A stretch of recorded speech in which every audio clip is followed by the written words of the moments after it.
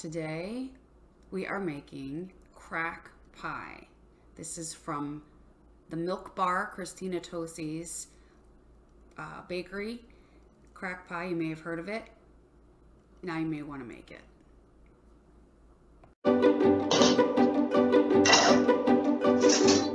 Microwave safe plate. And I'm going to spray this with some cooking spray, sugar, flour, eggs, butter, and almond extract.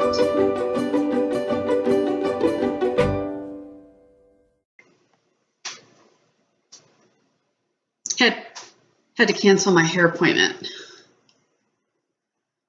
Are my roots showing? I don't know what to do with it.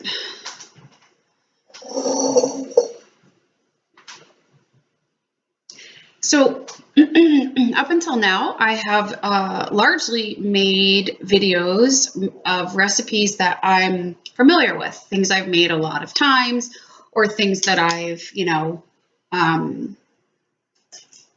know how to make. So I thought maybe I would try and attempt. Don't touch your face. I would try and attempt to make some things that I've not made before, and we'll do them together and we'll see how they turn out. So I decided to do this one because mostly I choose the things I make based on what I feel like eating, and I feel like eating crack pie from Milk Bar, Christina Tosi. This is her cookbook. My friend Cindy is very good friends with Christina. They grew up together. They're besties. And as a result, I was lucky enough to be invited to the soft opening of Milk Bar in DC, which was awesome. Got to meet Christina. It was great. And bought the cookbook. I love everything that she does. However, none of it would qualify as easy. Lots of ingredients you don't necessarily have lying around, and the recipes tend to have many steps, and you have to make like 3 different recipes to make one recipe, that kind of thing. So like some of the ingredients, just flipping through here, a gelatin sheet, don't have that lying around, glucose, pistachio oil, let's see, bread flour, cake flour, grapeseed oil, Ovaltine. You get the gist. It's not necessarily things that you have on hand. Malt powder.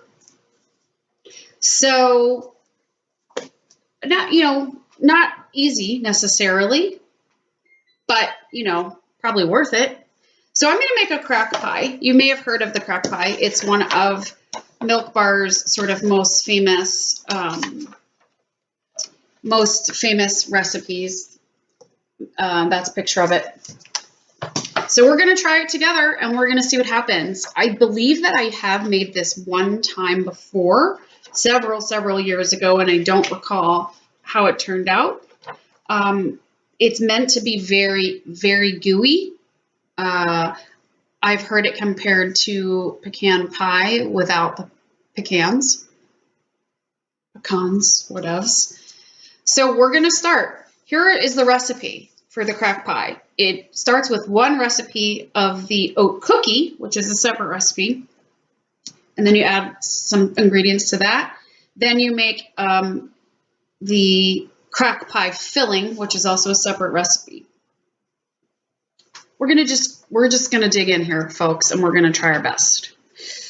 So we're gonna start with 1 recipe of oat cookie. This starts with 8 tablespoons, which is 1 stick of butter at room temperature. We put this into our stand mixer, if you have a stand mixer, and it says to use the paddle attachment, which is this. So it says to go ahead and put in the butter and mix it with the 2 sugars, which is a 1/3 of a cup This says light brown sugar. I don't have light brown sugar. I never do. I always use dark, so that's what I'm using. Dark brown sugar and 3 tablespoons of white sugar. And then it says to mix this 2, 3. It says to mix this for 2 to 3 minutes until fluffy and pale yellow in color. I'm going to do that now. Mixed for 2 or 3 minutes. I scraped down the sides a couple of times. It's not necessarily pale yellow in color, but I believe that's because I used dark brown sugar. So now it says on low speed, add the egg yolk, which I already have here, and increase the speed to medium high and beat for 1 to 2 minutes until the sugar granules fully dissolve and the mixture is a pale white. I'm going to go for a mousy brown color. Okay, low speed, egg yolk. Use a spatula, and then I'm going to mix this for 1 to 2 minutes. Okay, I've incorporated the egg yolk, scraped down the sides of the bowl. Next, on low speed, add the flour, which is a half a cup. I have to flip backward. A half a cup of flour. Let's do that. We know how to scoop this, guys. Level it off with our butter knife. Just realized I forgot to plug in my ultra fancy microphone. Please hold. Is this better? Is the sound better now? Okay, where was I? Half a cup of flour on low speed. We're adding it into our mixture. And then 1.5 cups of old-fashioned oats, not quick oats. Old-fashioned, 1.5 cups. So I'm gonna do 3 of these suckers right in here on low speed. 1, 2, 3. Then it says to also add in the baking powder, baking soda, and salt. I'm leaving out the salt because I used salted butter. 1/8 teaspoon of baking powder and a pinch of baking soda. Check. Pinch. Okay. Then it says mix for a minute until your dough comes together and any remnants of dry ingredients have been incorporated. The dough will be slightly fluffy, fatty mixture in comparison to your average cookie dough.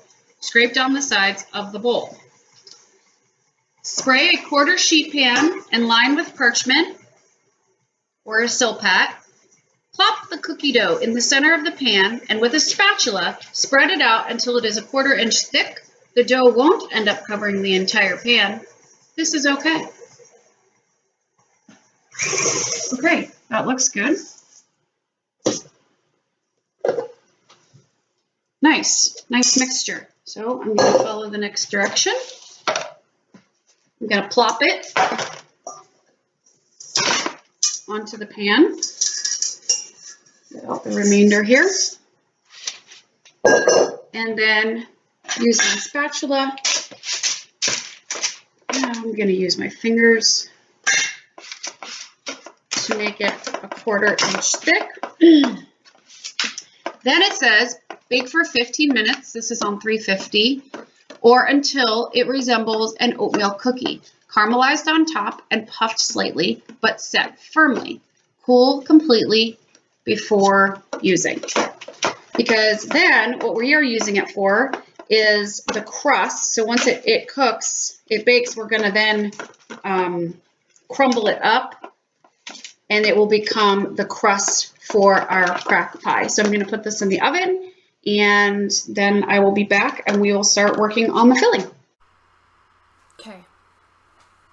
The oatmeal cookie stuff is cooling. We're going to go ahead and make the filling. Okay, so crack pie filling. 1.5 cups of granulated sugar into the stand mixer. 1, 2, 3.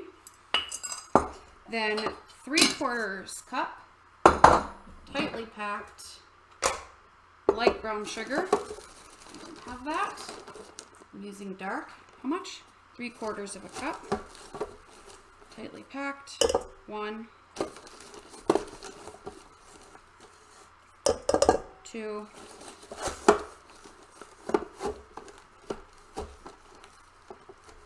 3. So now it says a 1/4 cup of milk powder. Weirdly, I had that. I was as surprised as you are. It came in this little package. There's no expiration date written on it. It's probably on the box, but it's all I got. So 1/4 cup milk powder going in. Then we are come to this ingredient called corn powder, which is described in the book as organic frozen corn, and then you put it in a food processor to turn it into corn powder. I'm not doing that. I don't have that. I looked on the internet. Someone else made this pie, and they used cornstarch, and she said she had no idea if the cornstarch made any difference in the recipe. We won't know either because it'll taste the way it tastes. And so she said hers tasted good. 1/4 cup of cornstarch, or feel free to grind up some frozen corn. Okay. And 1.5 teaspoons of salt. Again, I'm using salted butter, so I'm going to go ahead and leave that out. It says then to fit with a paddle attachment, mix on low speed until evenly blended. Okay, it's evenly blended. It now says to add 2 sticks of melted butter and paddle for 2 to 3 minutes until all the dry ingredients are moist. Check. Okay, next, add the heavy cream and vanilla. That is 3/4 cups of heavy cream and 1/2 teaspoon of vanilla.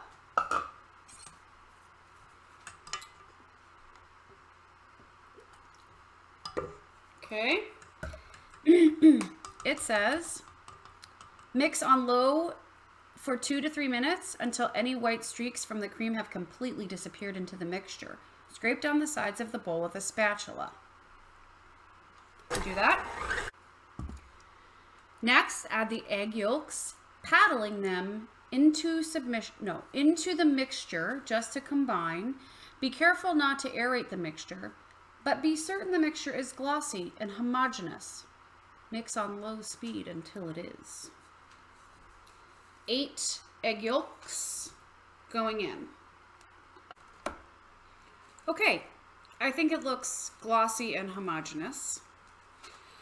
So the next step now is to put everything together. So we're going to make, using the oatmeal cookie thing we made earlier, we're going to use it to make the crust.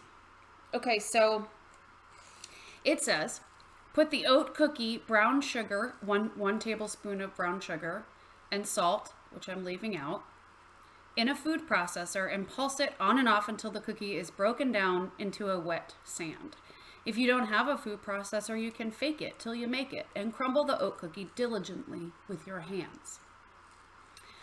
Okay, I don't have a food processor, but I have a Ninja, and so that's what I'm going to use. So I'm going to take my cookies, put them in here. Okay, I've got my crumbled up oat cookie in the Ninja. It says to put in 1 tablespoon of light brown sugar. Sure. Okay, added that in. And now I am going to turn this into a wet sand, hopefully.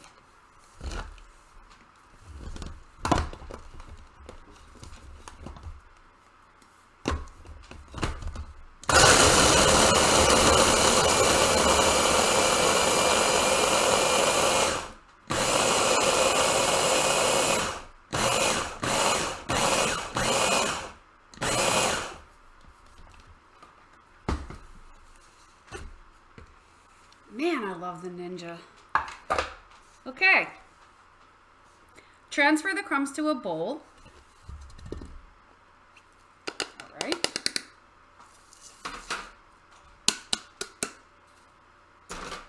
And it says add the butter. This is 4 tablespoons of melted butter.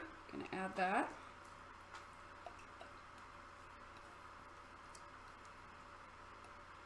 Okay. And knead the butter and the ground cookie mixture until moist enough to form into a ball. If it is not moist enough to do so, melt an additional 1 to 1.5 tablespoons of butter and knead it in. Okay, I melted an additional tablespoon of butter. I'm going to add that in.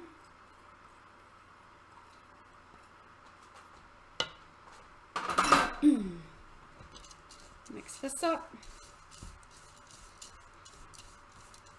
Perhaps if you wanted to skip a step, make this go a little faster, you could buy some oatmeal cookies at the grocery store and just crumble them up and add the butter and the 1 tablespoon of brown sugar, and you would have an oatmeal cookie crust if you wanted to sort of take a quicker route. Okay, so now I neglected to mention this makes 2 pies. I'm not sure why. You could have the recipe and only have 1 pie, but when I read another person's blog post about making this pie, she said, you're already doing it. Why not just make 2 and put 1 in the freezer? I found that to be logical. She also mentioned that, and in the book here, they use disposable pans like this, these pie pans. And the person on the blog had said that she tried to use a regular pie dish and then a glass pie dish, and she said that the cookie mixture didn't really stick well to it. So she said in the future she would be buying these, and I had them. So I'm going to use them. It does not say that you should spray the pans. I'm going to spray the pans just a little bit. I feel like maybe it can't hurt. Okay. Sprayed them lightly. Now I'm going to divide them between the 2. Just guessing.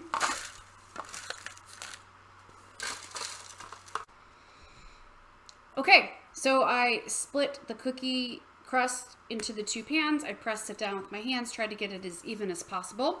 It now says to put both pie shells on a sheet pan. Divide the crack pie filling evenly between the crusts. The filling should fill them 3/4 of the way full. Bake for 15 minutes only. The pies should be golden brown on top, but will still be very jiggly.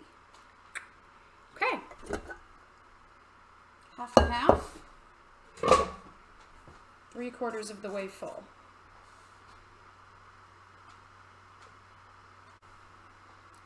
Look pretty good. Okay, so I'm gonna put them in a 350-degree oven for 15 minutes and then we'll go from there. Okay, so let me tell you what I did here. So I had it in for 15 minutes, as you know, on 350. It said the pies should be golden brown on top, but will still be very jiggly. Open the oven door. This was after the 15 minutes. Open the oven door and reduce the oven temperature to 325. Depending on your oven, it may take 5 minutes or longer for the oven to cool to the new temperature. Keep the pies in the oven during this process. When the oven reaches 325, close the door and bake the pies for 5 minutes longer. The pies should still be jiggly in the bullseye center, but not around the outer edges. If the filling is still too jiggly, leave the pies in the oven for an additional 5 minutes or so. They're definitely jiggly. That's the word I would use, but not on the outsides. I don't know. You probably can't see that, but I think I followed the directions. It's real jiggly. But from everything I've read, You know what? I might put these in for another 3 or 4 minutes. But from everything I've read, the whole thing with this pie is that it's just really dense and gooey. And that would track here. So I might stick it back in just for a few more minutes, just to be on the safe side. Then it says, gently take the pan of crack pies out of the oven and transfer to a rack to cool to room temperature. You can speed up the cooling process by carefully transferring the pies to the fridge or freezer if you're in a hurry. Then freeze your pies for at least 3 hours or overnight to condense the filling for a dense final product. Freezing is the signature technique and a result of a perfectly executed crack pie. If you're not serving the pies right away, wrap well in plastic wrap in the fridge. They will keep fresh for 5 days. In the freezer, they will keep for 1 month. They'll keep longer than that. Transfer the pies from the freezer to the refrigerator to defrost a minimum of 1 hour before you're ready to get in there, is what it says. Serve the crack pie cold. Decorate your pie with confectioner's sugar, either passing it through a fine sieve or dispatching pinches with your fingers. Yeah, I'm going to stick it back in the oven just for maybe 3 more minutes. And then I will do all the things that she just said. And after it's been in the freezer for 3 hours, later on tonight or tomorrow morning, I will cut it open and we can take a look and see how we did. If there's any recipes that you've seen that you want me to try, I'd love to. Let me know. And I've got a little time on my hands, like the rest of us, coming up in these next couple weeks. So I might be posting a lot of videos. Or I'll be posting none, who knows. Okay, I'll be back in a little while to share the results. Left it in the freezer overnight, which is critical to the process, I realize now, because if you had cut into this pie like right away or even after it came to room temperature, it's so gooey it wouldn't have sliced. It would have just gooed all over the place. So it really does need to be frozen. So a couple hours ago, I took it out of the freezer to let it sort of thaw just a little bit so that I could cut it. Also, I ate 2 pieces of it last night, so I already know that's good. It's really good. It tastes like butterscotch, maybe is the closest flavor I can come to. It's very sort of caramelly and gooey. We put a little bit of powdered sugar on there for presentation, and you have yourself a crack pie. Guess what, you guys? Yesterday when I filmed this was March 14th, 3/14, 3.14, Pie Day. Didn't even know.